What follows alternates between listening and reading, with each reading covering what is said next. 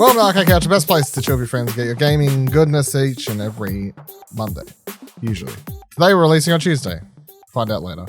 Find out soon, in fact. It's like reasonably soon. Reasonably soon. Like, countdown begins. 60 seconds or less. No, it's probably longer. You can fucking talk. No, anyway, it's longer than... Ashley's probably going to say the more I spend talking about it, the longer... It's fine. I should probably just stop talking. Joining the show this week, Ashley Hobley. Excited to be here a day later than usual. Surprise! Motherfucker. I'll see Ciaran Marchant. Yeah, exactly. We're here a day later. Probably to us, it feels no different. To you, hopefully your Monday wasn't too bad without us. Probably devastated. Better with us. So, the world ended. You know, on a Monday. It's all worth it. Without that would couch. be really bad. Internet goes down. Like perfect time. 10:30 Monday. That would be awkward. Oh well. We'll survive. We're here now. Avoid. This week on the show, bunch of game reviews. Get to that in a sec. Pokemon Showcase, COD Vanguard reveal, of course, a bunch of other news. But the reason we're releasing a day late, $1 short, $1 more even. Let's put it that way. Yeah, $1 more even. What? Psychonauts 2. Ciaran's been playing it. It's finished it even. And the embargo was overnight, so that's why we've pushed the release. Before giving your thoughts, for people who don't know what the hell Psychonauts is, just give like a quick, like, what is Psychonauts, and then tell us if the game's good. Okay, Psychonauts is I would say an absurdist spy game that's set around the ability to be able to jump into people's minds and explore their thoughts and deal with their psychological world. It rotates around a character called Rasputin, or Raz for short, who is wanting to join the group called the Psychonauts, who deal with these kinds of things. They're like an old school spy organization. So it is an semi-open world platformer, very much in the same vein if you didn't play the original in 2005, as your Jak and Daxters, your OG Ratchet and Clanks. It is a comedy. It's made by Double Fine Productions, makers of the original Psychonauts, Brutal Legend. They are, Tim Shaper and the team there did a fantastic job with this. So, I got to sit down with it for the last couple of weeks, week and a bit, and put in about 20-ish hours for the story completion. Probably for 100%, it'd probably be maybe another 5-6 hours on top of that. But the story for Psychonauts 2 picks up directly after the events of the original game, as well as the VR experience Psychonauts and the Rhombus of Ruin that was released in 2017. But don't let that kind of sway you or kind of push you out of jumping into this game. I think the team does a fantastic job of bringing everybody up to speed in the opening moments of this game, and kind of making sure that you're on even playing field as somebody who has been able to play those games. Or for me, I haven't played Psychonauts since the original 2005 game. Not having VR, or especially for Xbox fans, because it was only on PC and PlayStation 4, I was never able to play Rhombus of Ruin. So it fills you in really well and drops you right into the action. It is potentially my game of the year so far. I absolutely love this game, and I think this game is fantastic. If this is the quality of games we're about to get from Xbox, kind of now the period's done where they've kind of picked up all their studios and they can start actually releasing games. I think this just continues to rise and continues to do. I would definitely, I would almost kind of emphasize, if you haven't played the first game, or even you've only played the first one, play Psychonauts 2. It's so goddamn good. They have so much freedom to explore and make creative game side design choices. All of the worlds are like when you're diving into different people's minds, it is the kind of their own mind made up. So the examples they use are like, one of them is like a hospital with a casino theme to it eventually. The other one is a music festival that seems to be pulled directly out of the minds of the Beatles with Sgt. Pepper's. They're very psychedelic in nature. Oh, no wonder you like the game.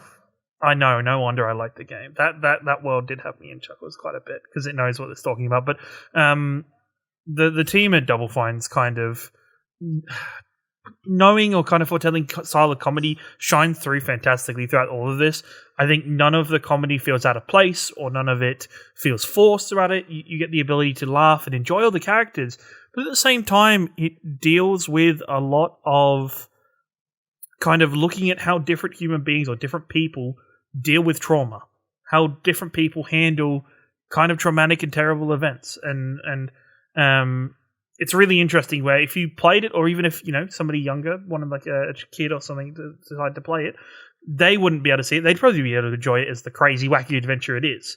But the moment you start kind of digging into it a little bit more, reading into what's going on, kind of learning a lot about the characters, there's a lot more than just the comedic, wacky, absurd characters that they pull out. So the game largely features across, I think it's like 10 to 15 different worlds, but then at the same time, in between those worlds, there's a giant overworld that is kind of focused upon the Psychonauts HQ and the surrounding areas. So you can search it, you can run around it, you can explore, you can meet and talk to different characters.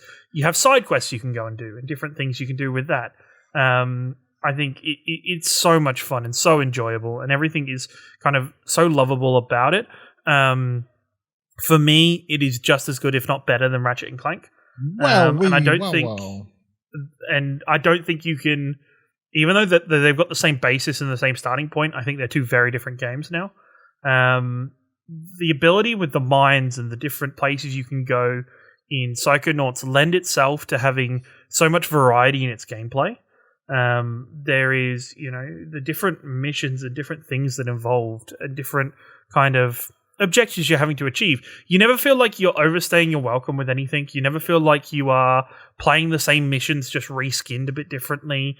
I think the characters are so well written. It is enjoyable to watch. There are definitely moments throughout this story that, I hit me in the feels, hit me in the emotions, and really kind of, I was pulled into this game right until the very end. So, the beauty thing is about this, of course, Xbox Game Pass. If you have Game Pass, you have the game. You don't have to pay for it. You don't have to, go out and specially purchase it. It's there for you to download right then, right there. So I strongly and highly recommend everybody who has Game Pass to get this, download it as soon as it comes out, 25th of August, and really give it a chance and give it an opportunity, because I think it's absolutely fantastic for all the people that want, not just your platformers, but your different styles of collectibles and different styles of abilities.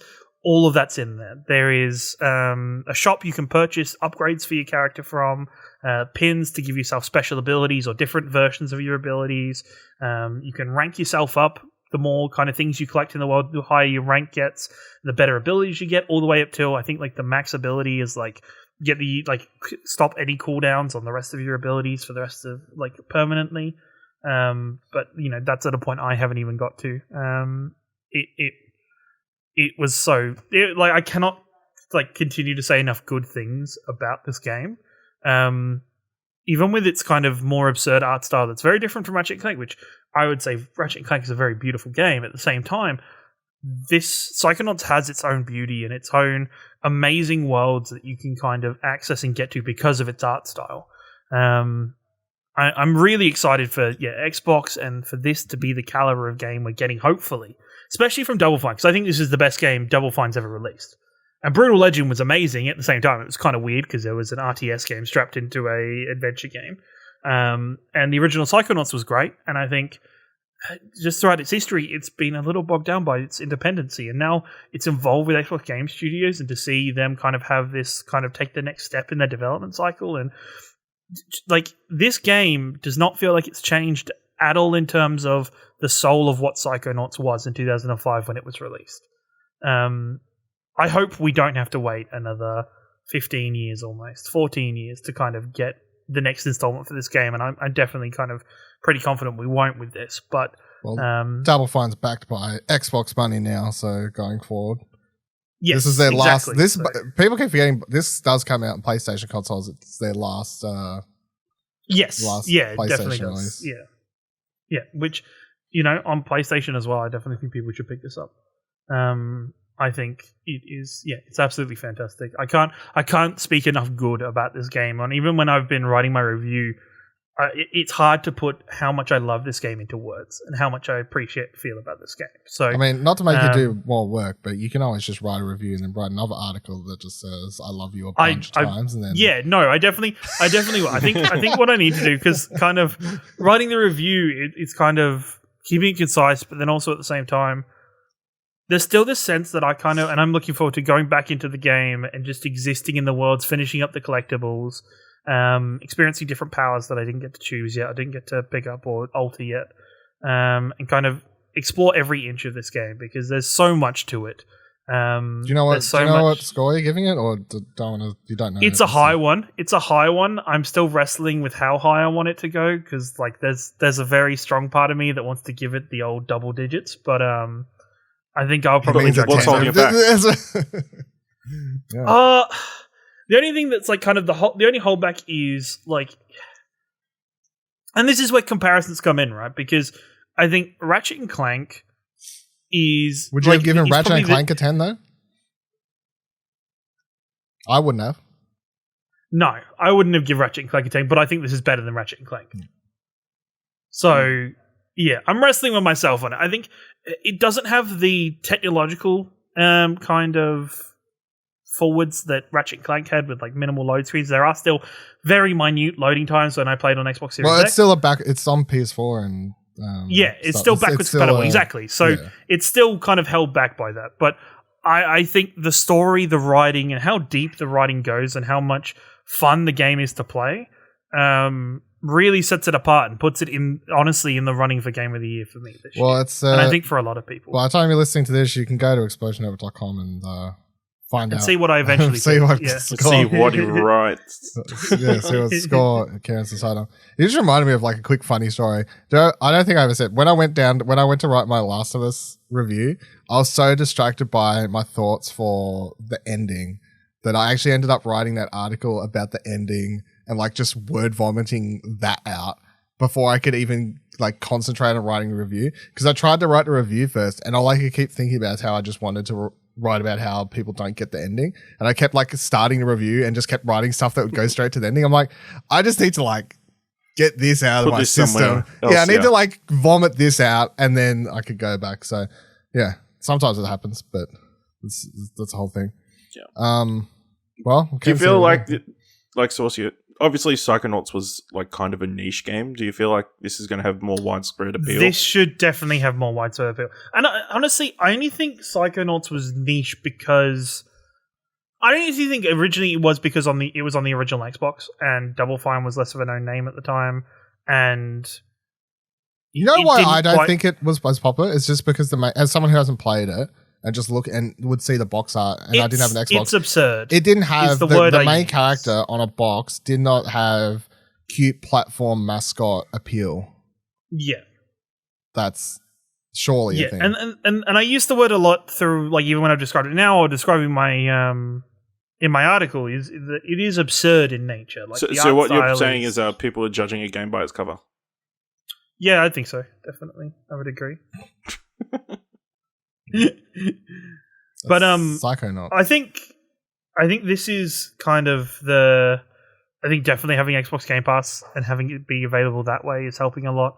I think gaming in general is in a better place for this game to come out now.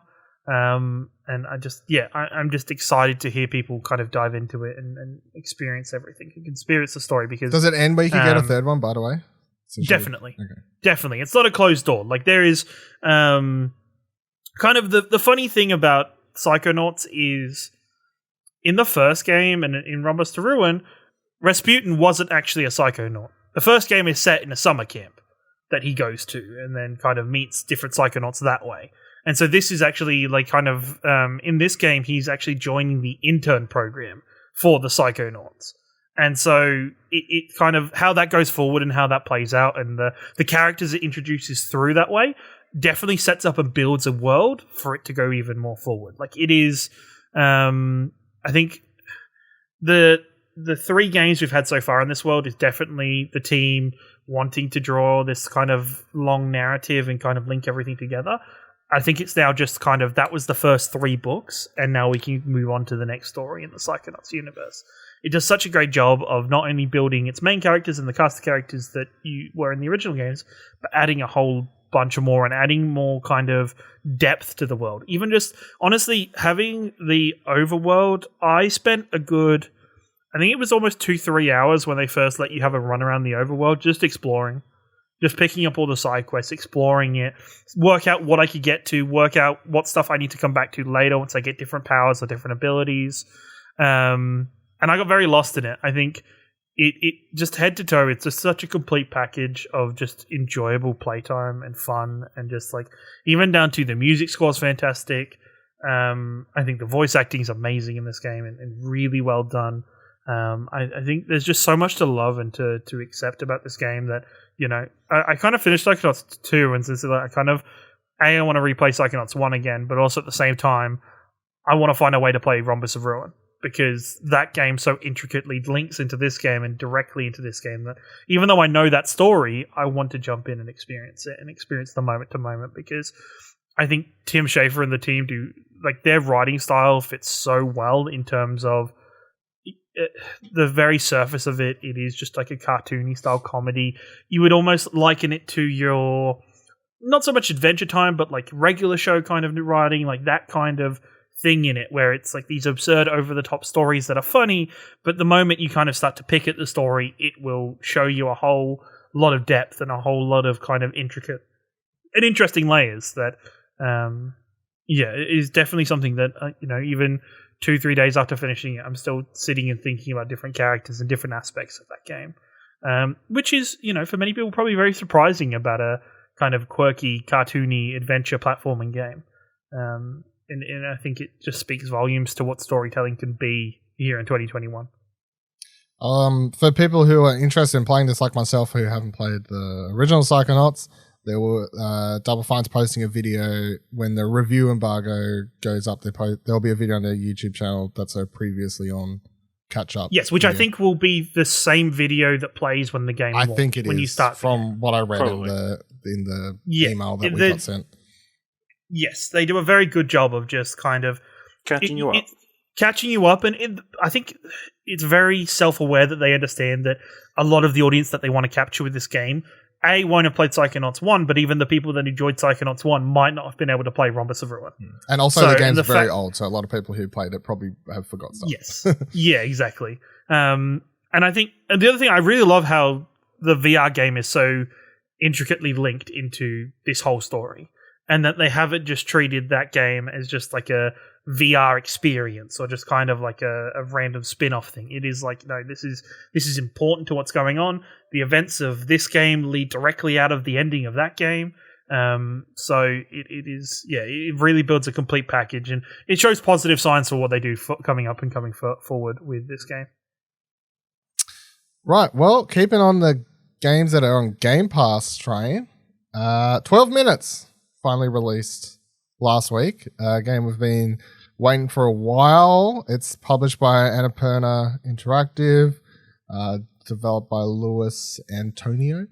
Xbox, PC, Game Pass. It is the one that stars James McAvoy, Daisy Ridley, and William Dafoe, in which you come home to your apartment.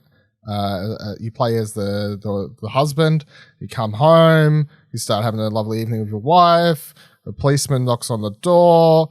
Shit starts to kind of go crazy. You're stuck in a Groundhog Day type loop where you replay the same 12 minutes over and over and over, and you got to figure out what's going on. So I reviewed it. My review is currently up, explosionhelp.com. I gave it a 7. I gotta say, this is one of the more interesting reviews I've had to write and then see the after. You know, like waiting for the embargo to go reaction, because, you know, like I decided on a 7 and I was like, I don't know if I was honestly felt like even like I was like very iffy about 7. I was like, am I going to be on the high or low side? And at time of prior to embargo going, I had no idea if everyone's going to hate this game or love it or be there. I feel like I've fallen somewhere in the middle, because there's a lot of people that have like very like either high or low things about this game. But for people who you've seen videos of it, I presume, like it got re-shown. It was part of the big Xbox event at E3 last year. That's kind of when it re-showed back up after. I think it debuted at the last one they did live. Yeah, they're big. The Keanu Reeves one, yeah, that one. But prior to that, they'd showed it off at some PAXs and stuff, and like Kind of Funny did a let's play of the old build and stuff like that, and then disappeared for a while, and it came back. Annapurna like pick up publishing rights and all this sort of stuff. Then like a year ago or whatever, it was originally supposed to come out last year, and they pushed it like twice due to COVID, and they had trouble getting the voice actors time to like be able to do it and whatever else. But yeah, you play the entire game from this like top-down perspective. It is basically a point-and-click narrative within an apartment. To it, like point-and-click old school-ish. Like it's not really like lots of like in your menu combining stuff, but there is a lot of you are clicking on objects. You are potentially like telling people like, hey, look at this object, but not like Monkey Island, like maybe not that degree, but definitely. It's not, I connect and combine this rubber ducky with a wrench and it helps me solve this puzzle. It's not quite that, but it's definitely like, it is more towards an old school point click game than more recent point click games have been, but not quite that degree.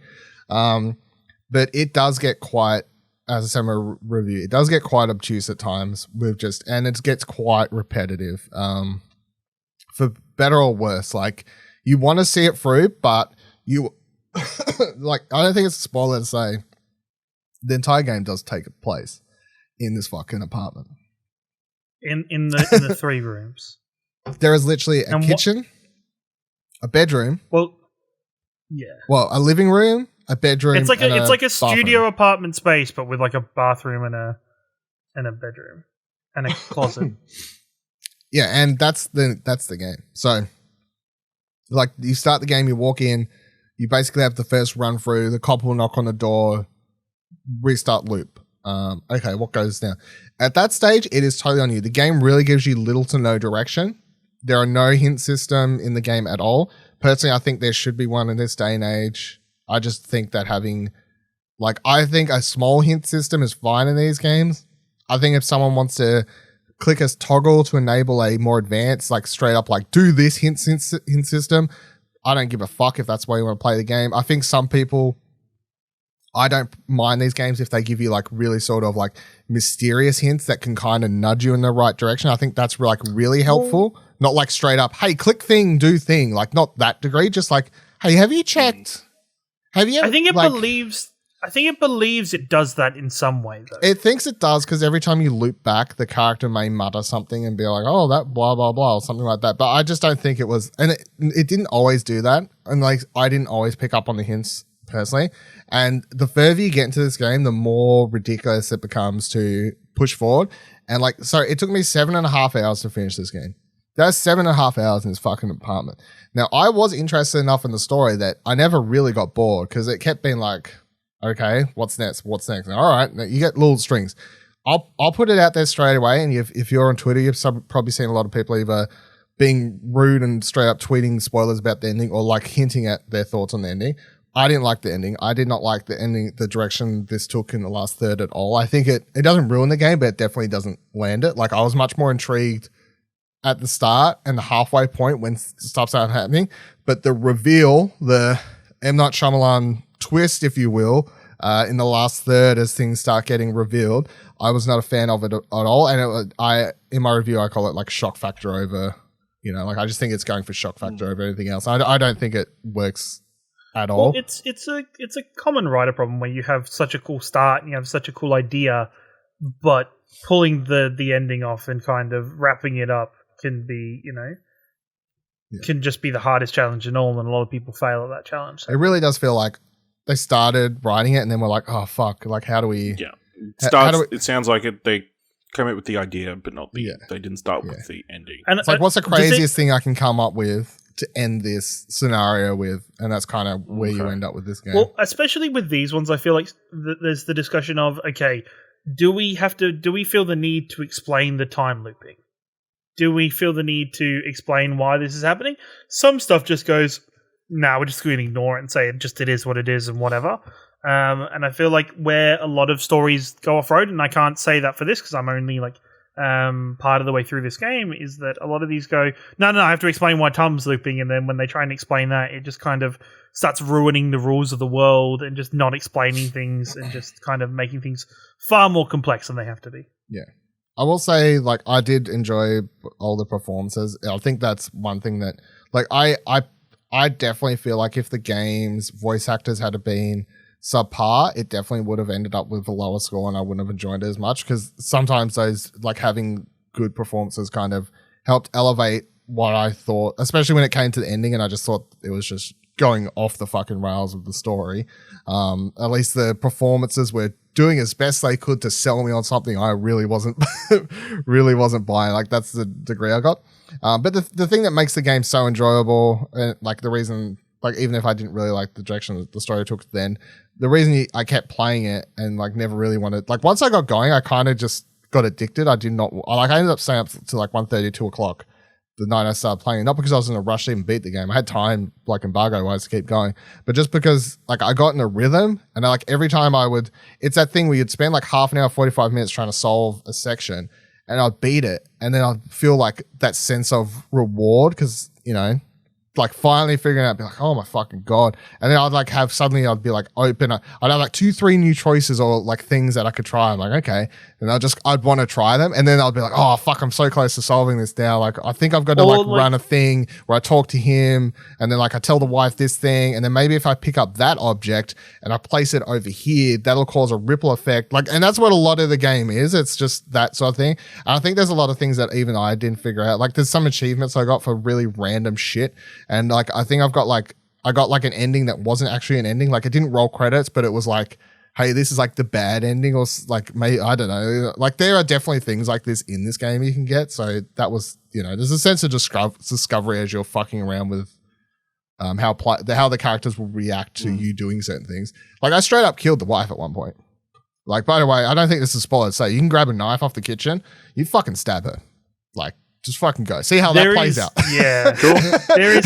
See how that plays out. My one was like, I did something that I was intending to like give to somebody, and I used it on myself by accident, and it kind of just changed the run and how the run was going. I was like, well, fuck. But yeah, no, I will say, because we've had this discussion before the show. You played and experienced this on PC, correct? Yeah. So, and I started on Xbox. And then jumped over to PC once I realized it was a point-and-click adventure, because anybody who's tried a point-and-click adventure on console knows that roughly they work, but at the same time, you have to be so goddamn patient and just used to using the kind of the analog sticks to be your mouse. You know, in my terms of using a mouse, it goes mouse and then like a laptop touchpad and then a game controller, because it's kind of fiddly. The things you have to click on aren't the biggest things in the world, especially one section or something I had to do, which even on PC, I was struggling to find where the F I had to click to actually get to it. Is it in the bathroom? Yes, it is in the bathroom. Yeah, don't worry. Even though you get specifically told where it is, it's like, what? How do I get this? It's especially because that's going to be where most people, I'm going to guess, are going to consume this content. Mm-hmm. I think that'll be the interesting factor, especially for the reviews. If reviewers are stating where they played the game, if the fact of them playing it on Xbox and experiencing it on Xbox lowers the score or not at all compared to if they would play it and consume it on PC. Yeah, I can't say I like specifically went to see if anyone reviewed it worse because of. I'm just wondering, like, what is I've actually looked, like, let's do it live. What is like the Metacritic currently? The Open Critic is 78. Oh yeah, fuck. That's. I mean, I know. That's higher than I expected. Reading some of the comments online on Twitter and stuff. Some of the reviews that at embargo were really quite high, and then since then I've seen a bunch of critics or like just games folk I follow start playing the game since it released, and a lot of their reactions have been like not the best. So it's been quite interesting. There's some of the stuff, like, the only thing that annoys me is little bits of programming in the game that just kind of take you out of it. Like, I have a conversation with my wife, and then something else happens, and then she proceeds to react to that thing happening, without as if I hadn't already told her about said thing. And it kind of, it's quote unquote like default loops that it goes back to, that every now and then it'll go back to that default loop and it'll just make no sense whatsoever. Yep. And some of the character animations can be a little bit odd at times. I complained about the animations in my review as well. Like I had people clip through stuff, or characters just like weirdly walk over characters. I had a character's shoulder like clip through a wall where I was hiding. Yeah. And I was like, the fuck is this? Like, yeah, it is. I will say, as a kind of a semi-positive, if you didn't tell me that the two leads were Daisy Ridley and James McAvoy, I probably wouldn't have been able to tell. I don't think they you were. can tell it's them, really. You definitely I can't don't tell think it's you can James tell them. McAvoy. Doesn't sound anything like it. No, definitely not. But Willem Dafoe is William Dafoe. Yeah. William Dafoe is fucking Willem Dafoe. So you're like, oh, there you go. It's the Green Goblin is breaking into my house currently. Excellent. Yeah, so on Metacritic, on Xbox, it's got a 77. On PC, it's got a 79. Not much But difference. sorry, I just look at some of the user reviews. Someone gave it a 0. They hired Daisy Ridley after she helped ruin one of the most beloved franchises ever. Oh my god. And now she's got her foot in the door to help ruin gaming more. So creators' politics are obvious, and knowing that, you can guess all plot twists in the game. Man, bad. Even if he seems good, woman, good. Even if she seems bad. I don't know if that's a spoiler. I don't think That no. kind. No, not really. Not really. Not really. But yes, he misspelled twists. I'm not surprised by that comment. So, look, I do think it's unique enough, and given that's on Game Pass, it's like we'll just give it a go. Like it's hard not to be like, don't spend your money, but at the same time, I definitely feel like the gameplay is better than the writing, especially once you get in that last third. And I feel like that's, and I also just feel like a much shorter, more contained experience would have been better potentially. Like, it sounds like it's going to be Look, a very, again, like Psychonauts, kind of a niche thing. Just because of the repetitive nature of the gameplay, people are just going to get sick zone out, I think. For me, it was very surprising when Dylan said he'd spent 7.5 hours on the game. Because I felt like I'd been kind of the way I'd been progressing through the game was more of a 2 to 3 hour gameplay. So I'm interested to see what the hell happens to change it. Part of me hopes that this succeeds so that there is more of a chance for point and click adventures to come back in some form or another, because Telltale did it, but they did it in kind of that. It's not really the same. Where Telltale was just more about the story, it wasn't about the point and click kind of aspects or mechanics. Well, they did like Broken Road and I'm sure people are doing it. It's just not on the scale, yes, that it used to be, which is somebody just please, or it's not, or a double A sort size games. Yes, not that this is. It's going to be indie type games. It's going to be. There's like 3 or 4 people that worked on this game. I think when you look at them, there's like a couple programmers, a couple people doing the art, and then there's one person, like 2 people writing it or whatever. I think it's like a very small team. So, a very small game that took a while to make. Like they announced it in like 2015, I think, at PAX. And it looked a lot different. It was very small, like one person. That was when one person was doing it, I think. So, imagine. So you've complained, it's just in this one apartment. Somebody has been like programming or designing for this game, and all they've had is that one department to design for. Yeah. Well, I don't think it's a spoiler saying if you're looking for changes in art, there are things that can cause. Not really, so this is a hint. There are things that can cause things to change around the house. I'll be on the lookout. Be on the lookout as you play. Dun, dun, dun. Be on the lookout. That's 12 minutes. Yeah, PC, Xbox. So how's it rank on the scale of like Groundhog Day time loop things? Low. Low. Because I feel like I definitely feel like the Groundhog Loop Day thing very heavily reliant on the ending being good, to really amp it up. My current last favorite Groundhog thing I watched was that horror. Springs. What? Nope. You're thinking. I said Palm Springs, but you're thinking of Palm Springs was good. Day 2. Happy Day Forever or whatever it was called. Death Day 2. Happy Death Day 2. Happy Death Day to you. To you. I enjoyed that a lot after not enjoying the first one so much. So that's my tip for everyone. If you didn't like the first one, try the second one. It was a lot better in my opinion. But yes, Palm Springs is also good. Watch those instead. They'll take the same amount of time, less even. They'll take less. So you can watch both of them before you finish this fucking game. Watch them and Groundhog's Day, and you'll feel. Yeah, I mean Groundhog Day is a classic, so you can't really. Every other one of these things gets, it's a Groundhog Day movie. Oh, it's a Groundhog Day game. Oh, it's a Groundhog Day. Like Groundhog Day is like a genre at this point.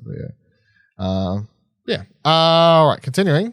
Preview went up earlier in the week for Clid the Snail. So I got to do a 10-day. What a name. yeah, I love it. It's Clid the Snail, so good. I got to attend a digital, what do you call it? Digital like developer walkthrough interview thing or whatever. So like they talked us through about what the game was and showed us some gameplay. And then after that, I got some hands-on time with Clid himself, the Snail. Got to try it out myself. So it's a top-down isometric. It's not twin stick shoot. It's like a. It's not like a. It's like a. Fuck, I can't remember what the exact wording I called it, but it's not like a twin stick shooter, like fast paced or anything like that. You just said top down shooter. Well, there you go. Yeah, just go top down shooter then, because it's definitely not like your like twin stick sort of thing. It's more slower paced and in the. I was going to ask Dylan. You said fast paced. It was not fast paced, and in the developers when they were talking about the game were saying how they want it to be more methodical shooting. So more about making sure you're positioned correctly. There's less enemies, and you just got to be, aware of your surroundings and whatever else. But for the most part, it's just sort of stock standard isometric shooter type stuff where you have guns, use left analog stick to move, right analog stick to shoot or whatever. You can switch between different assortments of guns. They in the preview build that we got to play, they gave us like 5-6 guns or whatever that they said definitely wouldn't be unlocked this early in the game, because the section we played was basically the opening prologue section of the game. But so it's set in the world. It is set. I don't think it's Earth. I don't know if they said it's exactly Earth, but they said it's a place where humans have disappeared. So I'm assuming it's Earth. No humans left, and all that's left are like animals who are like, I guess, like smart now, and they got some shit. And the snail Clid has an attitude problem, and they talk about how he sort of got kicked out of his snail temple or whatever what's officially called. A shell? No, he was a part of, like, they were monks, I think they described them basically as like the snails. A are like monastery? Yeah, I think it's a monastery. Read my preview, everyone. It's up on explosionlevel.com. It's definitely in there. But yeah, he like gets kicked out of that for being a problem. So then I guess Clid goes and picks up some guns, because why not? By the way, the opening pitch for this game, the first thing they showed us, I love this, my favorite part. They're like, hey everyone, thank you for taking the time to join us today, talk about Clid the Snail. And then the first slide of this developer presentation was just simply a picture of a snail, a plus symbol, and a machine gun. And they were like, so we decided what happens when Snail has gun? And I was like, you know what? I'm into this game already. I'm all aboard. Give me some more Clid. Great name. Because I don't need to explain why. So it's close. Yeah, everyone knows why. Yeah, so he gets like kicked out, and then so the opening prologue you play through, it's like pretty stock standard, just like shooting enemies. You can roll, and you're shooting them or whatever else. There was some like sort of offbeat puzzle elements you could do. One of which was pretty simple. It's just you had to sort of shoot the right things in these like little switches in the right order to get like a secret. It was like very Zelda-like, where you picked up. It's like you've got 1 out of 3, collect 3, and your health will get an increase, like that, like heart container type aspect. And I think they said there'd be more like sort of secrets and stuff to find in the full game. At the end of the preview section, you get hit by a boss battle. You walk into this town. Apparently this town's like run where the crickets live in this world, except for this rat had gone sort of haywire, and it was in there with a flamethrower burning this entire fucking village down or whatever. So all the crickets got burnt to a crisp, so that's still fucked up. So Clid rolls up and he's like, what the fuck you doing, man? And by the way, Clid has a little sidekick, which I can't find where I've wrote its name in this bloody preview, so I can't remember what it is. Anyway, Clid has like a sidekick, Blue, B-L-U, B-E-L-U, Blue. It's like basically Navi from Zelda. Like it's a little firefly that literally like talks to people for you or whatever, because Clid doesn't like talking much, so it just grunts most of the time. So you like rock up in town, this fucking rat's like fuck you, so you have a boss battle with it, and then after that this bat or whatever, I think it was a bat. It's like I think it was a bat. If it's not a bat, it's like an offbeat of it. No, it's definitely a bat. Shows up and is like, hey, cool, like that was our friend who went like crazy. Anyway, we're like a Justice League team, like who's trying to save the world because toxins like taken over the world. So I presume the toxins like killed the humans. That's what I read between the lines, because they're like, there's an evil thing, you know, like when video games do that thing where they're like, there's an evil thing that's like ruining the world. It's one of those sorts of things. So they take you. This bat takes you back to their tower, and you meet all these other animals that are there. We're like, oh, we're all like super friends or whatever, and we're trying to save the place. Anyway, you killed our friend, but he kind of like deserved it. So do you want to like join our team? And then like it fades to black or whatever. Ask everyone to introduce yourself. There's like a turtle in there. There's a gecko, a frog, a hedgehog. There was like all like this. They all like introduce themselves in this room. Totally about it. For someone who like gets aboard these weird. For some reason, I was playing this. I was like, man, this is just like Biomutant all over again. I have a thing for getting attached to these like apocalyptic games with like offbeat animals like as main characters or something like that. So hopefully it goes as well as Biomutant did then. Well, I can only hope for better at this stage, to be honest. It is a small team, so the developer's name's Weird Beluga. They won the PlayStation indie like Talents Award, yeah, at which they run. I think they're Spanish team. So then they've like picked up not publishing, like Koch Media is doing the publishing, but PlayStation like funded, give them like a fund for I don't know exact amount, but they win that, so they get like funding or whatever, and then promotion, and they like help them out or whatever, and then Koch is the one that's actually doing the publishing for the game. So that's the thing. I'm keen to play more. I wasn't like blown away from what I played. I was definitely more interested as a developer was sort of explaining the world and their influences, because they talk about Housemarque being a big influence, and when they're talking about methodical gameplay. I would say what they were pitching wasn't quite what I played though, so I'm hoping it's tightened up a bit more before release, because they're like talking about this methodical gameplay, and I was like finding it not really to be that at all. Like it was very much like everyone's just sort of, it was like, it felt like I was playing a normal sort of game that should have just felt like an action, fast-paced twin-stick shooter where there wasn't enough enemies and it just felt easy. So I'm like, if you want to make like a methodical shooter, I don't know, like you got to make these enemies slightly harder to kill, or something that makes me at least need to think more about what I'm doing, because I didn't really feel like I had to think much about what I was doing. So, and I'm into the world, like, and I'm into the characters or whatever else, like a snail with a fucking bunch of guns.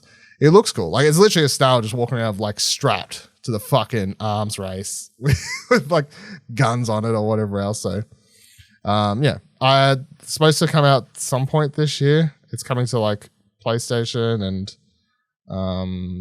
PC eventually down the line and whatever else, I think. So, but yeah, PS4 first, PC later. I guess because of the PlayStation award thing, they got the first says on it. Yeah, let's Clid this now. Read my full preview, Psychonauts.com. And then I won't talk about this much because it's not anything we've actually played, but there's also a review up on the site for Omno. We've got our first freelance writer, Explosion Network, Jacob Hegarty. My butchering reviewer, I guess technically. Review, okay. Yeah. First freelance reviewer. We've had a couple. I won from the site, so checked it out. He gave it an 8.5. I was keen to play this because it just looks like a sort of chill, vibrant art style game or whatever, and everyone, from what I've seen, everyone seems to be giving it good reviews and stuff. So read his review for that, explosionnetwork.com as well. He gave it an 8.5. Go find out why. Read that.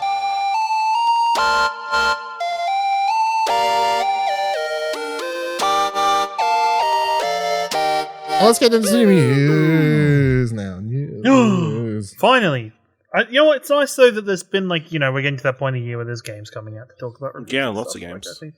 Like it's real cool. There's more coming. We're in that time. And I will say, Dylan, we're about to jump to the news, and I've got to say I'm pretty proud of the first news story you've put in the doc. So I thought, you know, you'd be so disinterested and like not care at all that you wouldn't want to talk about this news story at all. So I'm pretty happily surprised. Wait, is it Dylan in the podcast, or do we have an imposter? VG24. Sorry, we didn't collab either.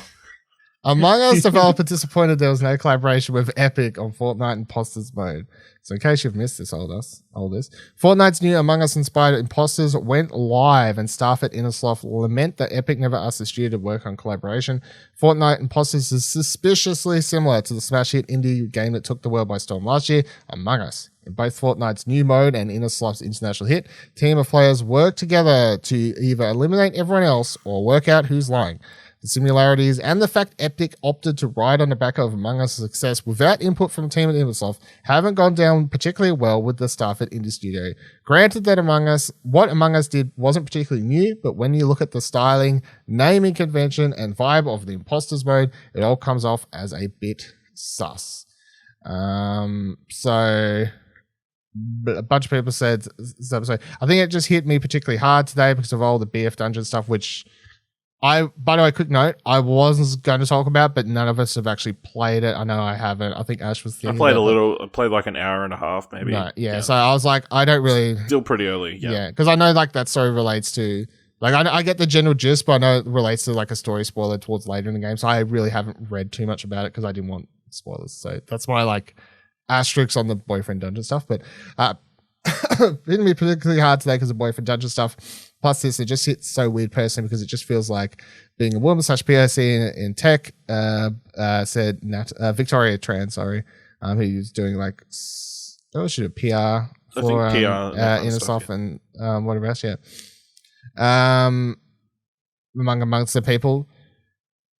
The reaction in general though, not just the people working there, but everyone else has been like, I don't think I've seen really most people sticking up for Epic. The most I've seen is sort of a middling take, which I do feel like I fall somewhere on, but I'll get to that in a moment. Like, I definitely haven't seen anyone being like, nah, Epic did the right. They can do whatever they want, get over it.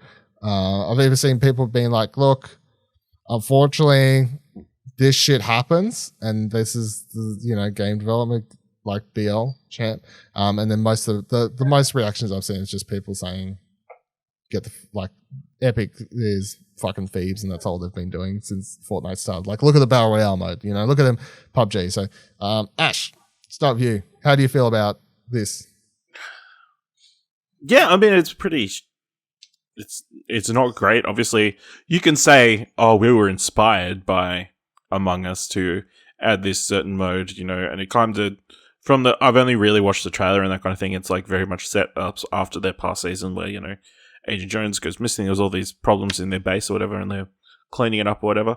Maybe thematically it makes sense, but it just feels, so closely tied in the terminology and like that kind of stuff. It's like it feels like you're pretty much just doing 3D Among Us, which that I guess that is like enough. Like, obviously it's not top down; it's like completely different art style. Like, for any other genre of game, that would probably be enough of a difference maker to kind of be okay, but yeah, it's not like when they did Battle Royale, which I feel like PUBG was still reasonably niche, like, and was pay to play, which, but at the same time, there was already other Battle Royale games at the time. That's true. Like, there was like H1Z1 King of the Hill and stuff like that at the time. So there was already a precedent had been set for Battle Royale to be a genre rather than just like the one specific game. I guess technically this deduction type game is not entirely new. Werewolf has been a thing forever, but yeah, just the use of the word imposter, I feel like is like and people have been pointing using out that word specifically to get the Among Us audience. Yeah. So the map is also very similar. Very, very similar to the original map. Like, if you put them side by side, it's like there is clear kind of. I wouldn't even say like it's more than just a similarity to the map, as well as players also get the ability to vote other crew members off to get it and stuff like that. Where it's like well, I guess that's just more the genre of game. That's the genre of game, yeah. Yeah.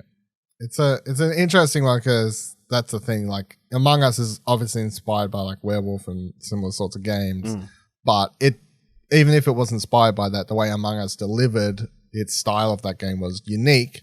And what Fortnite has done is very obviously not trying to do too much of their own spin and very much of just sort of copying the Among Us thing, but like to the degree that they definitely can't get in trouble for it. Like it's just like legally. Yeah, legally. And people do make the argument that, you know, games has always been about people inventing a genre and then people like riffing on it and whatever else. And that is true. And that's always going to happen.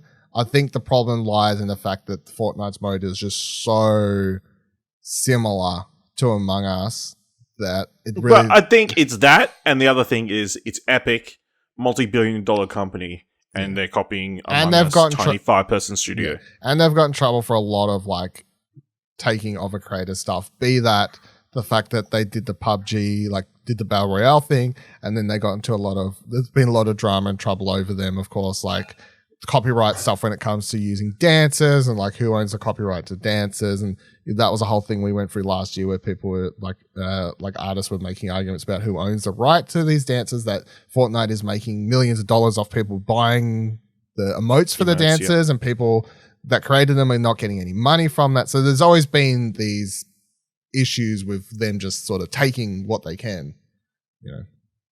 Well, it's to me, it's the slap in the face is that Epic haven't even gone through the effort to try and hide what they're doing. Like, the fact that the game mode's called fucking imposters is like a smack in the face, right? Like, it's like, obviously we're kind of, you know, it's almost like Epic saying, yep, we have taken this from Among Us, so what? Get over it. We don't care, like, we'll take it if we want to and change what we need to. Like, if they've gone through the effort of trying to disguise it, at least, that would at least show that the company has shown some thought and care into what they're doing. They could have done what other people do and like put imposter into the thesaurus and see what other results come up. Yeah. There's a game currently being kind of Twitch streamers I've been seen playing that's called Duck Duck Goose. That's just an improved version of Among Us. Like, it's just taking Among Us. You never played that at school? Well, I've played the original game Duck Duck Goose. Yeah. Actually, no, it might be called even Goose Goose Duck. I think it's Goose Goose Duck. No, because the goose the duck is the one. Yeah, goose is the one you want to run away from. Yeah. No, but I think they've changed it in this game to be Goose Goose Duck. Oh. So the ducks are the imposters. Yeah, I think that's what they've done for this video game. I don't know. But I guess it's just everybody loves gooses now. Don't like ducks. That's but like they had, you know, there's enough differences to be like, yes, you can see this is inspired by Among Us, but at the same time, it's kind of added a whole bunch of like kind of new gameplay elements, added a bunch of new roles for its characters. It's still, but at the same time, it's still respectfully is like, yeah, we're copying Among Us. This is a massive company being like, hey, we don't give a fuck. We're putting this in our game so we can make money off it. Which is, you know, pretty shitty in my opinion. Yeah. See, by the way, since you just reminded me, I shouted out because I listened to it this morning. There's a podcast called Gameplay. It's Australian. They do like sort of these half-hour game-based like interview or like deep dives on things. Their latest episode was called Honk, and it was all about the music and sound design in Untitled Goose Game. And they have Dan Golding on there, the composer, talking about it, and Helbestat, I think I'm saying that right, who did the sound design for the game. And that was really interesting to listen to about how they did the music, because of course the music's reactionary to what you're playing. So shout outs to that. That was really, I listened to that on my way to work today. So cool. So I don't know, do we know how well this imposter mode's actually doing? Oh no, I mean, how do you tell? Like the Fortnite like, I don't know, Twitch views? Is it doing the same sort of thing as... well... Is it getting the same sort of traction that Among Us was? Well, you can't tell because it would be in groups of... But the thing is, right, it's not an individual game, so it just gets all clustered in with all the Fortnite stuff. Yeah. No, but yeah, you'd see like the big creators like... No, I have not seen any of the big creators touch it with a barge pole. Like, well, the thing is, a lot of the big, quote-unquote, big creators just don't play Fortnite. Honestly. Like Fortnite is very outgrown by a lot of people. To the point where, like, I think Ninja doesn't really touch it anymore or anything like that. So... Who's a Ninja? Yeah. I just looked on Twitch currently as recording, and the top stream person on Twitch playing Fortnite is playing Imposters, whoever this person is. But otherwise, everyone else seems to be playing based on their thumbnails. Battle Royale. So, don't know. But that's 1.1 whatever at the moment. But So Dylan, are you going to play Among Us in protest, or do you hate for the game? Like, mean you can't like. I do not Can't bring have yourself to do it. a hate for the bloody game. Severe dislike. Detest. I do not have any dislikes about the game. Come on now. I just haven't played it. I brought it. Actively avoided. Yeah. Okay. No. Actively avoid it. He's like, yeah, I can spend $10, so I can just say I bought it at least. Yeah, I'll arrange a night for us all to play Among Us. No, got to cancel last minute. I didn't cancel. Don't, motherfucker. I'm talking about games I have played, though.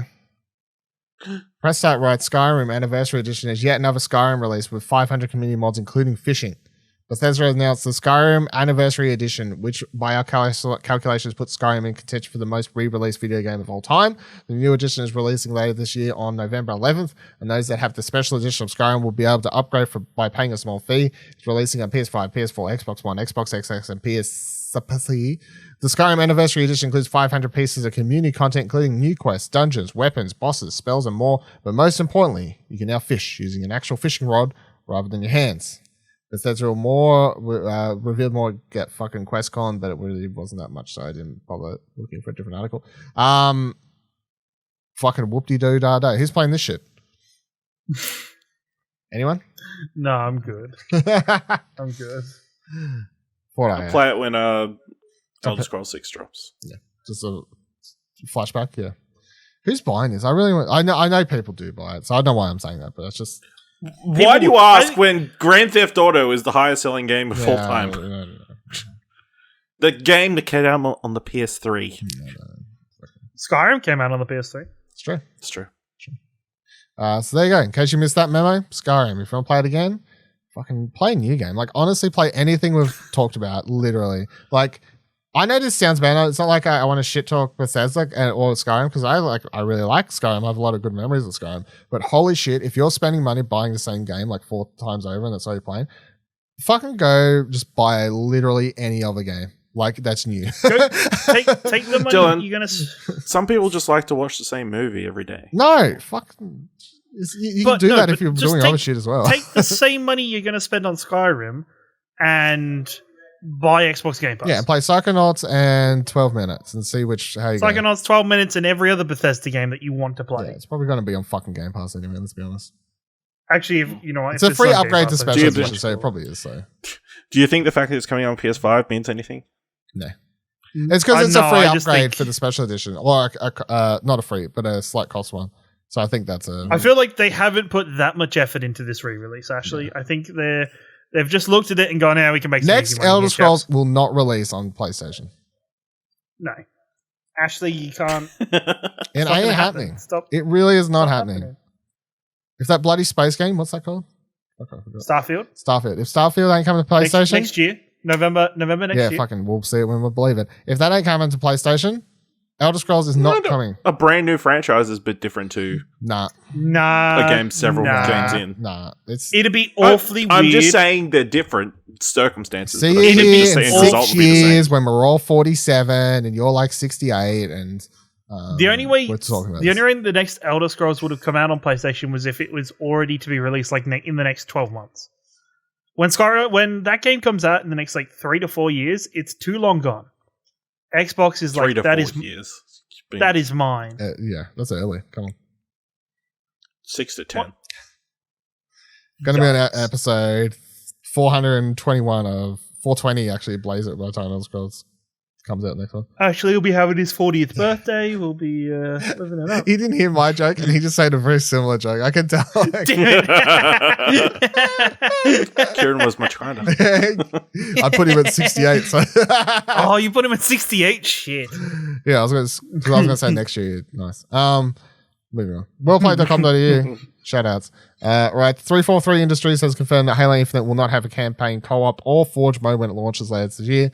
The news came via August's development update video of the game's creative head Joseph Staten saying the following: Quite unfortunately, as we focused the team for shutdown and really focused on a quality experience for launch, we made the really tough decision to delay shipping campaign co-op for launch. Staten went to state the team has made the hard decision of delaying Halo Infinite's Forge mode until a later date. Talking about the reasons for this delay, Staten says the team are committed to Halo Infinite's Holiday 2021 launch, and with the non-linear nature of Halo Infinite's campaign, they want to make sure co-op will launch without issues when it does so. Does this disappoint you, Ciaran, or it's a non-issue? Yes/no. I think actually me were talking when you were not here last week before, whenever we ran away. Yeah. You ran Yep. away. And I don't know if I ran away. I was sick, but okay. Running away from Sick. Among Us. Okay. Sick. Running away I definitely from was not Among Us. playing Among Us while sick. So. We were going to play Among Us that night, guys. But we discussed it, kind of one of the things we said was, I would understand if they released the multiplayer without releasing the single player, and I'd be fine with that. I think this now, with this kind of information coming out, I think we're definitely getting the single player now this year. As a whole, I think it is sad, because I think Halo is a game that I know so many people would have experienced co-op every single time they've played it, especially in the campaigns, and enjoying those stories together and getting the opportunity to enjoy those stories together. I think is an integral part of Halo. I think they're wanting to get this game out there into the people, and this is the decision they've had to make. Whether or not the kind of the use line of the pandemic and the kind of working from home situation being the cause of it, nobody really knows. But I think if this is what they have to do to get the game out to us and get the story out to us and kind of get more forward to the fans, I think it's good enough, but it's not the best possible solution. So you're going to get multiplayer and you're going to get the campaign, I guess, is the... Yes, you'll get multiplayer campaign, but you won't be able to play the campaign as co-op. You'll be single player. It'll just be you as them. And I feel So you got more time to get your co-op playthrough done. It's true. But I feel like by the time we finish that, we'll just both play it single player. So yes, I feel like I still think that's the best thing to do, is just to play, co-op. Because then pay attention to the story more, maybe. I don't know. Yep. Completely agree. Although I know a lot of people, I've seen a lot of disappointed about the co-op thing, because a lot of people have played every Halo game co-op since launch, and a lot of people are disappointed in this news. Together, so, yeah. Yeah, I get it, I guess. I still think at the same time, for majority of those people, you ask them, would you rather get the game and not have it available as co-op, or wait for it longer and get co-op later, get it with co-op later? I think majority of people would still want the game as soon as possible rather than I don't know. wait for co-op. I think they could get away with just releasing the multiplayer. They could do. Seeing as the game itself doesn't really matter sales-wise.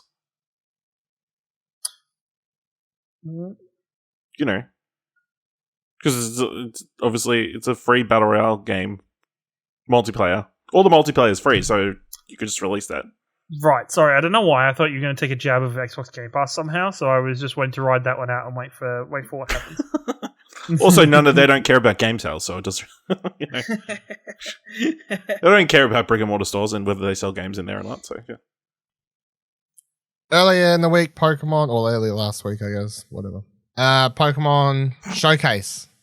Nintendo / Pokemon Company / Niantic / whatever. Put on a Pokemon Showcase. There was a few things. Most importantly, we did get some brand new Pokemon Legends Arceus stuff, which we'll get to last here because that was at the end of the show. Overall, it was really good. I'll get to why mostly because I really like the look of that game, but run through everything. So firstly, they had Pokemon Unite. Talked about it being really successful.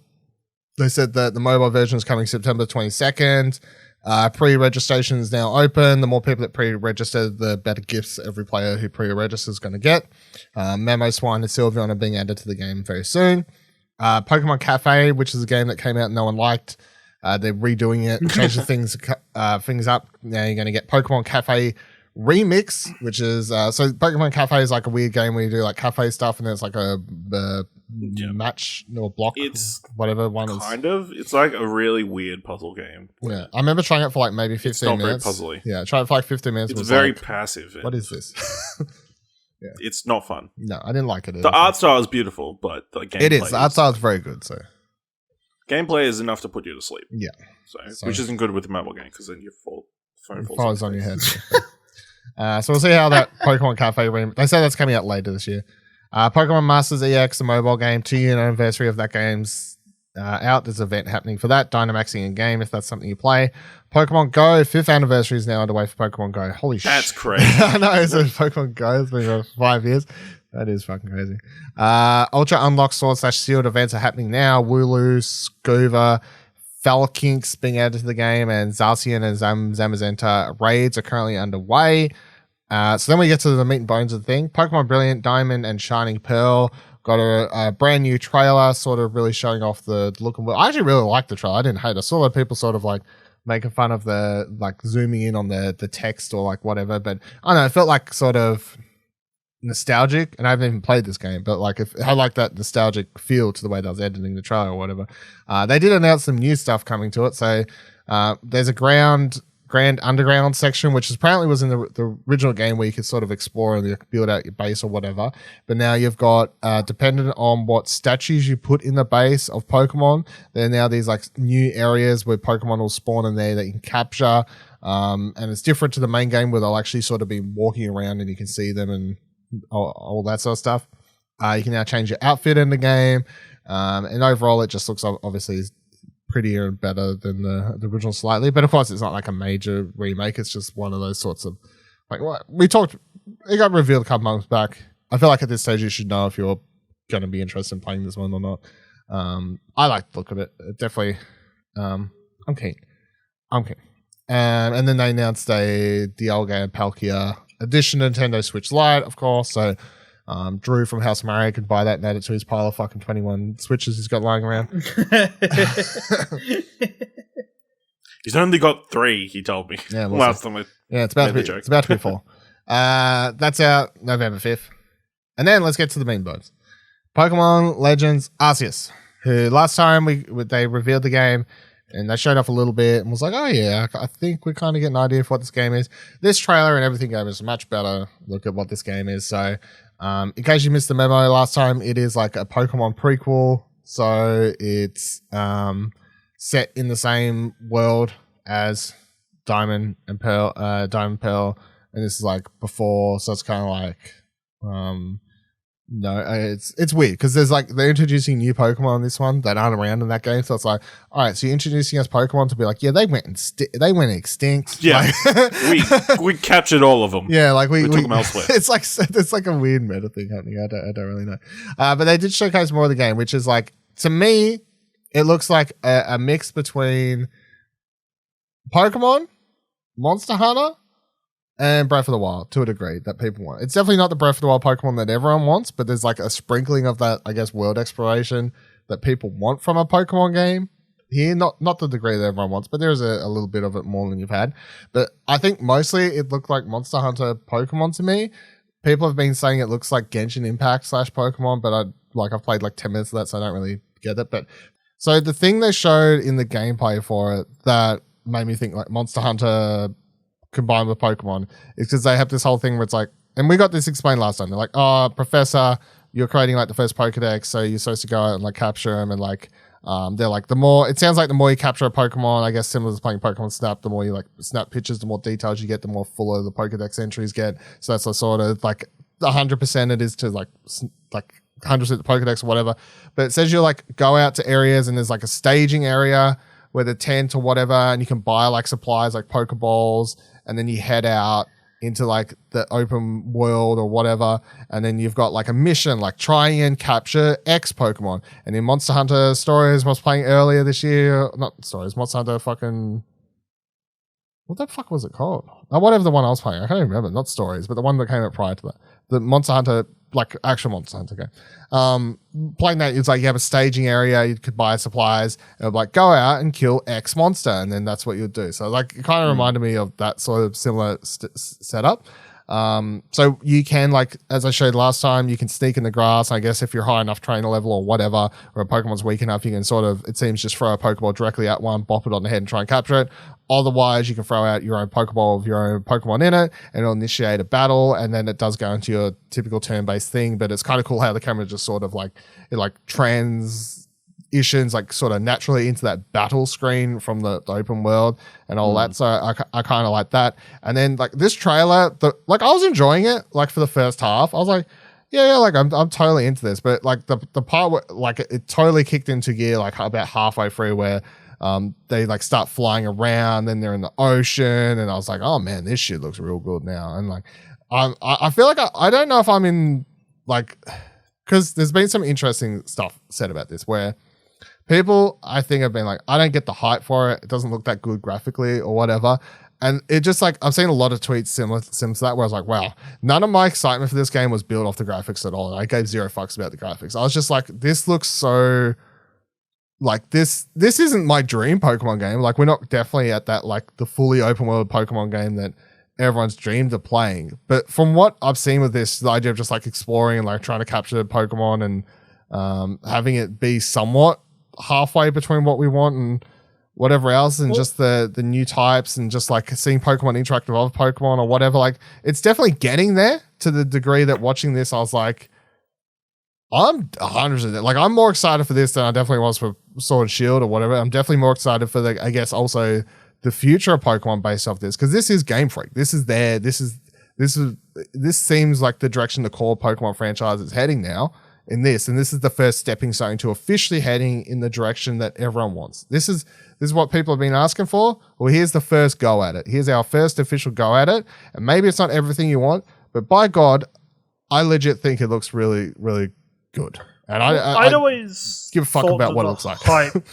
I thought a lot of the hype had come off just because of how Breath of the Wild it looks. Like just because of, even if it's not exactly Breath of the Wild, just for what Breath of the Wild has done to reinvigorate Zelda and the kind of change up the gameplay for that game, to see something similar happen to Pokemon, I think would be a fantastic thing for both Game Freak and Nintendo. And I think to give the Pokemon games the grand scale that they deserve is suitable, and it's the smart thing to do, honestly. What do you think of what do you think of it? I thought it looked great. I thought it looked really fun. I'm interested to find out, like, the things, the mounts, the Pokemon that they're riding as mounts. Is that just like they're just going to be like a set? This is the Pokemon you're going to get, and this will be your mount, or is it going to be kind of any of the Pokemon with the certain properties are going to be mounts? I assume it's that, because it's like in the main game, certain Pokemon can learn fly, so maybe. Yes, yeah, and I hope so. I think my most exciting thing is I want to find out more about the story itself, because honestly, the gameplay isn't like my biggest problem with Pokemon. Honestly, my problem with Pokemon is a lot of the storytelling around it. I've always wanted a Pokemon game that's written for adults and actually kind of a more mature storytelling kind of story in general, rather than the very basic kind of more, younger person's Pokemon games that we get. And I hope this game is that. And that, yes, there's Pokemon and kids can enjoy it and play it, but at the same time, there is a interesting narrative that's playing throughout this game. And it's tackling on the fact that it's set, thousands of years in the past and stuff like that. Like, I want them to really kind of involve that in what we're playing, not just be like it's a Pokemon game that just happens to be set in the past. Well, that makes sense. Yeah. Well, I guess it is just like the more you're into Pokemon, the more interesting the story seems it'll be, because it's, I guess, exploring the origins of things like the Pokedex and regions and I don't know, even Pokeballs, because the Pokeballs are like you see them like they're made this sort of like handcrafted like very basic Pokeballs or whatever and all this sort of stuff, and then you got to be they basic? They fire out fireworks. Well, I guess that's I don't know. I don't know. And then you've got the other stuff like these new Pokemon, or new versions of Pokemon. What the fuck are they called here? Regions. I think they called them. Fuck. Anyway, you got this like new. Oh, Hisuian. I'm not sure. That's whatever the region's called. Hisuian. Isn't it a region we already know? Yeah, but it's like before they renamed it. You know how like Australia was called something before the white people showed. You know how we stole Australia, like white people came over and stole Australia, it's like named it Australia. Yeah, it's like Australia has like the great Emu War and everything, like Pokemon in that region had a great Pokemon War at one point. Wiped out all of those Pokemon, so you never saw them again. Yeah, in the later you wiped out all these Growliths. Yeah, I'll tell you what, I'm all about this Growlithe. Yeah. I love the cool bearded haircut. Growlithe. I can't wait to see the RK9 version of that. Fucking big woolly boy. Very good. Also, shout outs to the fact that they explain in this thing, they're like, oh, so there's like a vol form of Basculin or whatever the fuck it's called, the like barracuda fish thing.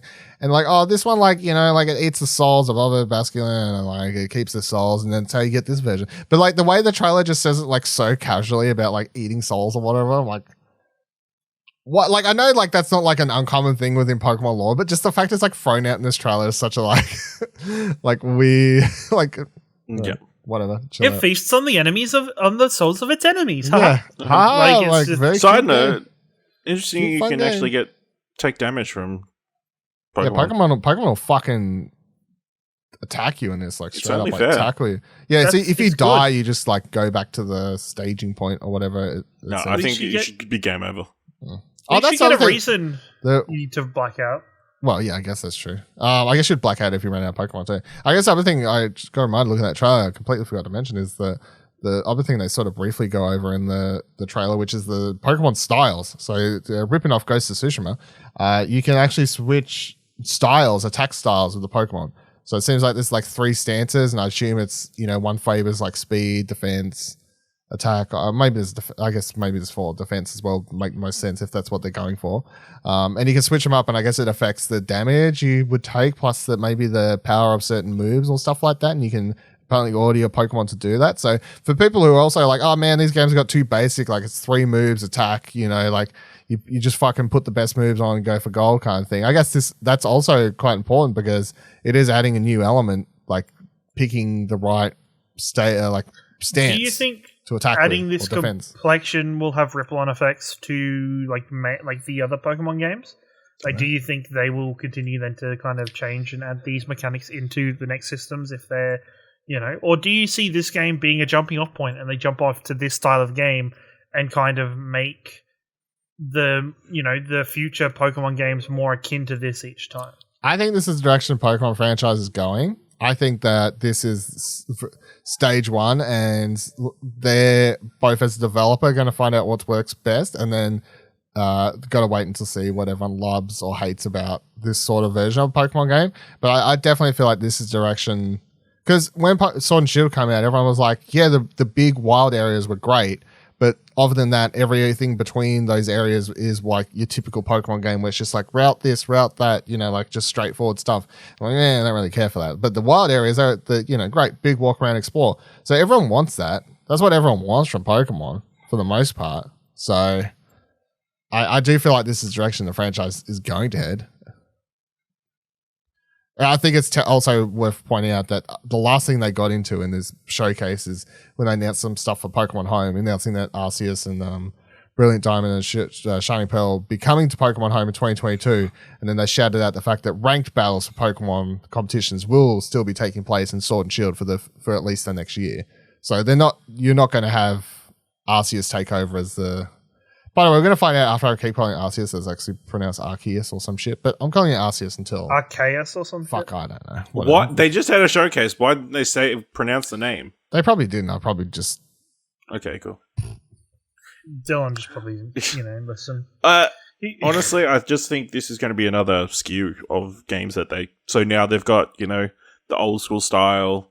Potentially they do another one of the... Obviously Let's they go. have a remake.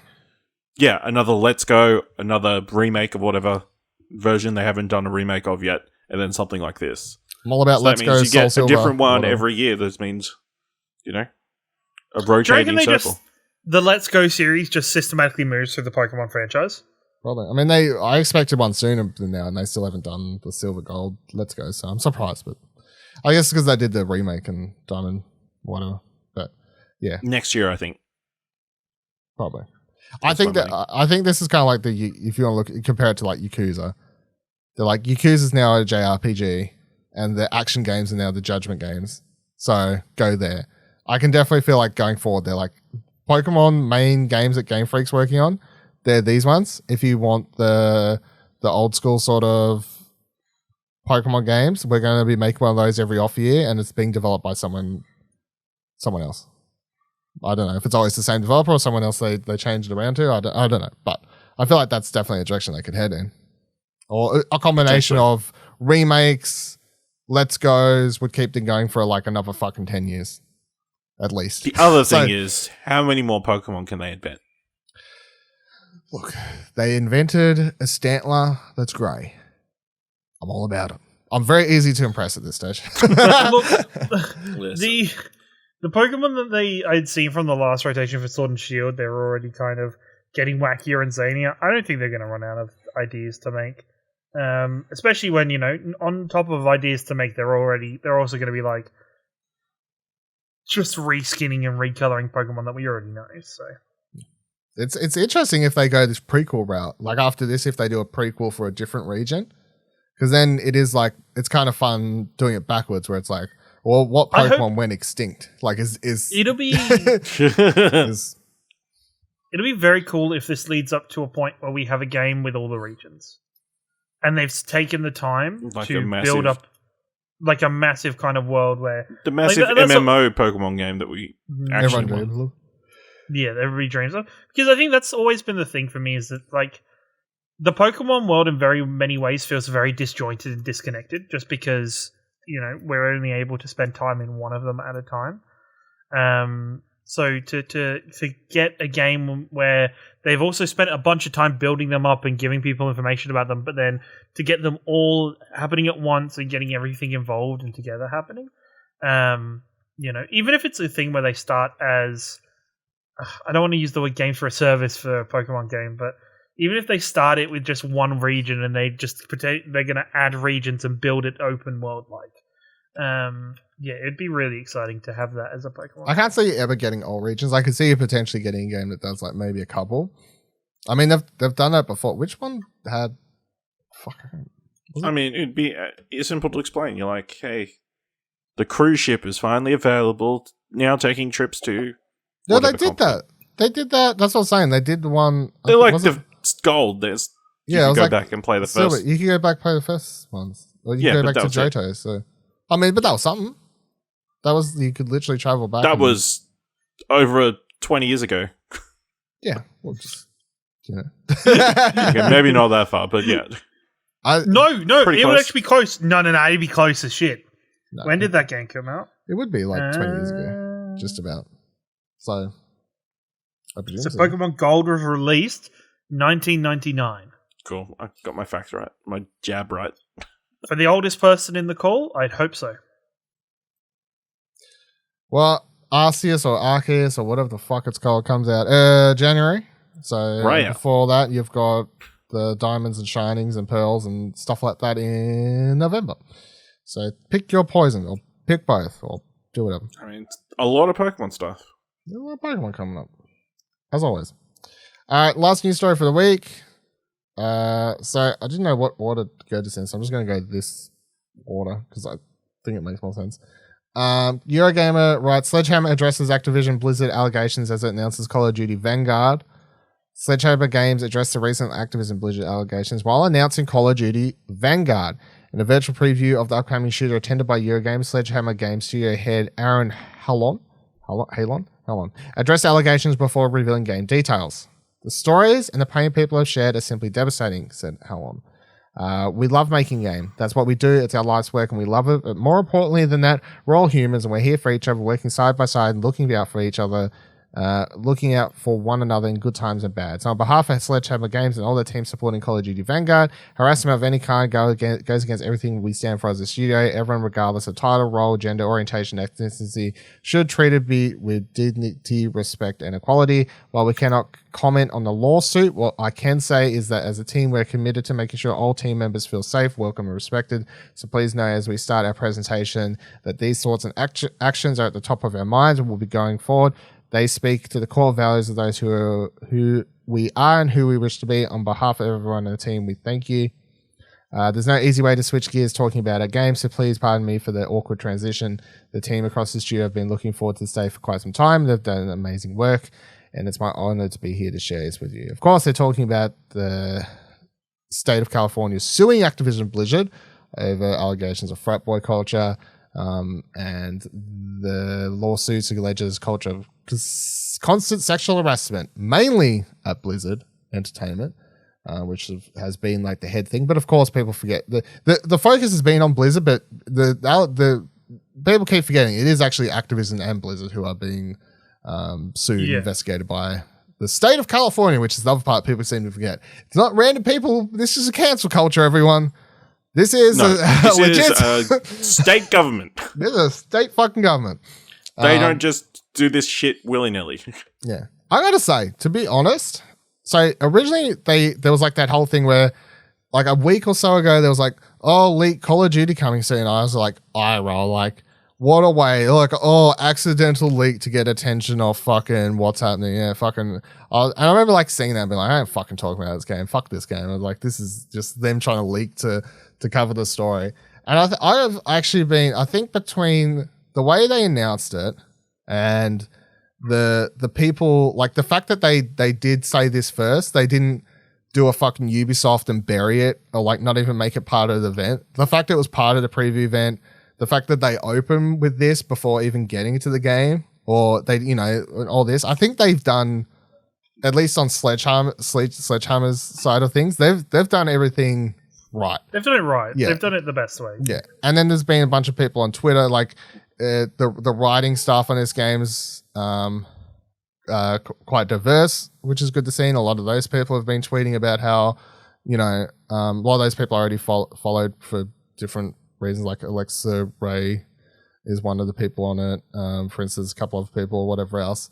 And a lot of those sorts of people have been talking about, you know, like none of them have obviously been told that they can't talk about, because all of them are like very excited. Like, I love the work I've done on the game, but what's happening at Blizzard Activision's fucked. Like, so no one's been told not to talk about this, and all of them are still sort of like standing their ground of what's happened is fucked, but also like you gotta, like, I'm quite proud of the game I worked on, and I think everyone I've worked with is good people. I've not had any bad experiences at Sledgehammer.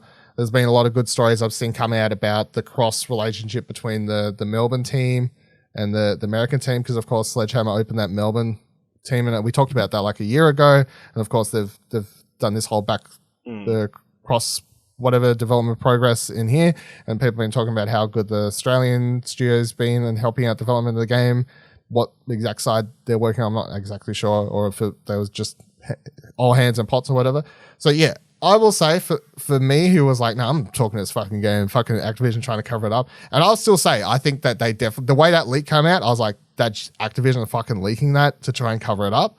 On the other hand, every Call of Duty game gets leaked. So true.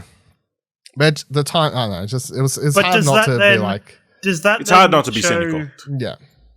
Does that then kind of make you question, okay, with every Call of Duty leak, is that just a tactic by Activision to like market their game? Possibly. Just to fucking leak it early? I don't know if all of them always leaked. I have a cynical thing for this one, just with everything that's been happening, that I'm like, I don't know about that, guys, but yeah, I'll say I was happy with the way this got revealed and from Sledgehammer, and the way everyone's been going about it, to the degree that I'm quite happy to talk about it on the podcast and not feel like I'm fucking and I'll say that I've seen most people at news outlets doing the right thing when they're writing articles, which is that, like, hey, here's a new Call of Duty. It looks pretty good. But also, by the way, don't forget, they're being sued by the state of fucking California. Like, you know, like, like, let's not fucking forget what's actually happening here. So, yeah, I definitely feel like there's still that even ground to go where it's, because people always like to go, well, you got to remember that, like, not everyone that works on the games are bad people. It's like, yeah, that's true. But yeah, the even ground is mentioning that there are people who are fucking horrible people. And then you can talk about the game being made by the good people. I don't know. Anyone have any thoughts on the way it was revealed and all that? And then I'll grab everyone's actual thoughts on the reveal trailer and that sort of stuff. I think they did it as good as they possibly could. I suspect we've had so many of these that they've figured out the right way to do it. Possibly, yeah. You know? Or how not to do it, yeah. There's so many ways they've seen people screw this up that, you know, I think they found the best possible way. That's the cynical part of me as well. Like, it's like, yeah. Well, I mean, figured out Ubisoft the right fucked it way up. to message this kind of shit. Yeah. Ubisoft fucked it up, and then they did another show, and they still fucked it up, and then I mean, Ubisoft just consistently. So, yeah, But there's that just enough goes to proof show how out many there. of these screw ups there have been. There's enough proof out like- there for sure. Did you have any thoughts, Kara? No, I've kind of said my piece about the Activision Blizzard stuff recently, and I kind of stand by that and kind of had a bit of a reality check on that last couple of days with kind of some conversations with friends, but I think there is, at the end of the day, there's departments in Activision that have nothing to do with this, have never stepped a foot wrong in their lives, have got good cultures, and sadly they're also being treated the same in very many ways. So, as the old traditional saying goes, don't throw the baby out with the bathwater. I'm really glad that they came out and they, did the right thing, acknowledge what's going on, acknowledge their stance on it, and then move into the game. And I think that shows signs of, I think it's a positive for not only Activision but for the gaming community as well, that there are, not every company is rotten through to the core, or not every kind of these big companies are rotten through to the core. And even with Blizzard themselves, who, public enemy number one, and who are really messed up at the moment, there are still good people working there. And it kind of shines a bit of light on that, which I think is definitely missed by a lot of people who are rightfully angry about what's going on with Activision Blizzard currently. All right, let's get into the game then. So they did a reveal trailer and they released some details. Call of Duty Vanguard, as I sort of mentioned several times, developed by Sledgehammer Games. Campaign. The award-winning Call of Duty series returns of Call of Duty Vanguard, in which players will experience influential battles of World War II as they fight for victory across the eastern and western fronts of Europe, the Pacific, and North Africa. The game will also come with multiplayer. They say on the website, it says, create and cement your legacy as Call of Duty's signature multiplayer experience launches on an all-out assault on all fronts. Witness the rise of special forces as players drop into new locales with authentic World War II loadouts. Of course, the game also has zombies. Players will be able to prove their mettle as they try to survive the relentless onslaught of the undead in a chilling new zombies experience developed by Treyarch Studios. And then, of course, Warzone. Call of Duty Vanguard will usher in new and unparalleled Call of Duty Warzone integration post-launch. And they dropped a very cinematic trailer. Of course, there's no gameplay yet. Wouldn't be surprised if gameplay shows up at Gamescom this coming week, to be honest. Who knows? We could get it that earlier. We might have to wait a little bit longer. Who fucking knows these days? Did everyone watch the trailer? Because I thought it was very cinematic. Very cool trailer. Actually reminded me more of Battlefield style trailers, to be honest, more so than Call of Duty trailers. What did you think, Ash? Very well animated, very well choreographed and shot, very good trailer. I don't know what that means for the actual game. Like, obviously it's got all these different times and settings. Are we doing this like separate stories thing that we've seen before, like bunch of short stories for the campaign or whatever? I don't know, but it was a cool looking trailer. Although just don't delve through the comments of the video, Why? I haven't looked because I don't really. It's like, hey, you finally released the campaign for Battlefield 5, and just people complaining about World War II and Well, World War II wasn't. Maybe this COD will slap because my expectations are insanely low. Have you read the story blurb for this one? No. So this one takes place after World War II, where they are. Or just after World War II, where they're trying to hunt down the person who's supposed to be like Hitler's successor, like for like kind of the next person who to take over. So it doesn't sound like it is a like it's not going to be bogged down in too much. Not bogged down, but it's not going to be too set in kind of historical events. We're not going to be doing Normandy again, I don't believe. But at the same time, and this is where my history kind of runs out a little bit, I don't know of many of these kind of stories, so I'd be interested to see if this is kind of more fictional in terms of their story, or if they're still drawing from actual events and stuff like that. Because I actually feel like it is the time for these World War II setting games to start doing their own stories within that setting, rather than feeling the need to retread kind of tried and true events of history that have now been done 3 or 4 times at different points by different franchises. You're doing alt history at this point. Yes. Yeah. The other thing that I think is exciting is someone who's played the last couple. They're using the same engine and technology that they used in Infinity War's Modern Warfare, which is a very good looking game with very good animations and very good lighting and just general effects and all that sort of thing. That game is very good looking. And this is like a full, we're now past the like first year of next gen or whatever sort of things. I'd expect it to look at even better. You're going to have the ray tracing and whatever else. So, structurable environments and all that sort of stuff that is quite exciting. So that's very good. Not to say that what the fuck was the last one? I don't remember what it was called, to be honest. Whatever the last Call of Duty was, which, Cold War. It didn't look bad, but I remember playing that and being like, tell this isn't made by the same. You can tell this was in development around the same time or whatever, because it did not look quite as good as Modern Warfare did.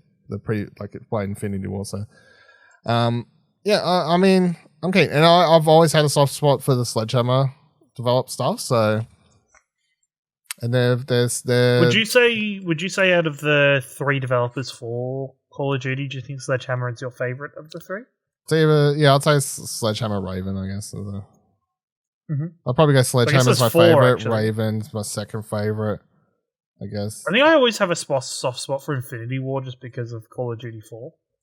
Yeah, but it's like they're not even the same team anymore, because the people who made that are now fucking making Apex Legends and Titanfall. So yeah, it's one of those things where game development's weird, because you get the developer name, it gets known. It's like Naughty Dog could get known, but what if like Bruce Stanley's already left or whatever, and then like Amy Hennig's left or whatever? All these people that make them think of what happens when Neil Druckmann leaves, and then like, are we still going to say Naughty Dog's like the Naughty Dog that you think of? Like, it's very weird, as I mentioned, it's new Telltale wearing old Telltale as a skin suit. Yeah, because you don't get it in movies really, because people just say the straight up director's name, and there's only a few people in game development that have that thing where you go, well, Hideo Kojima games are Hideo Kojima game because Hideo Kojima is fucking doing everything on it. So, and nobody else wants to take credit for those fucking fever dreams. Yeah.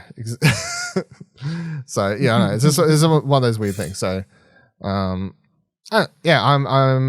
think I'm a bit more keen now, because I feel like, as a studio, they've handled this well, and generally it looks good. So hopefully they'll go right. Hopefully the game's good. Hopefully fucking California state law sorts the fuck out of. It puts everyone in prison that deserves to be for Blizzard and Activision, and we can get on with our lives where all the scum rots away in prisons or something like that. I don't know. That'd be great. Damn. Well, I don't feel like that's a hot take. Like, what? No, it's not a hot take. No, more power to you, dude. Like, that's fucking amen. Yeah, amen. This is everyone. Right, that'll do it for this week's episode of Arcade Couch. But a full packed one. It's been one of the fullest shows I feel like we've had for a while. We had a bunch of games to talk about, a bunch of like good news. We didn't even cover all of them. What else? What have I missed? There's more games that we need to play still. Oh yeah, there's still stuff I haven't played, like fucking Boyfriend Dungeon and whatever the fuck else I've played. I got fucking other shit that I've supposed to, that's come out that I haven't even touched, that I was supposed to have review embargoes. Ghost of Tsushima Director's Cut just come out. Fucking got up. Yeah, there's like games coming out my anus currently. It doesn't feel great, but it looks good. Let's any questions, comments, or concerns you have for this week's show, heading by tweeting or Discord.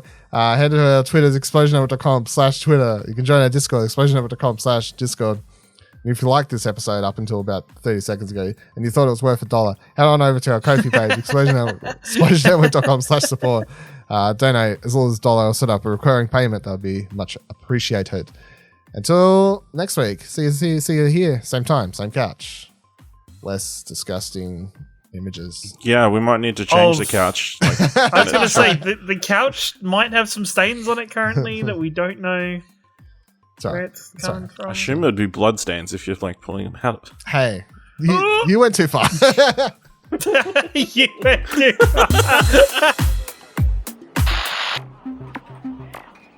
Hey, don't forget you can subscribe to the show wherever you're currently listening, and you can drop a review if you can. Find more great shows like this and more content over at explosionnetwork.com, and please consider supporting us for as little as $1 over on our Ko-fi page by heading to explosionnetwork.com/support. Thanks for listening.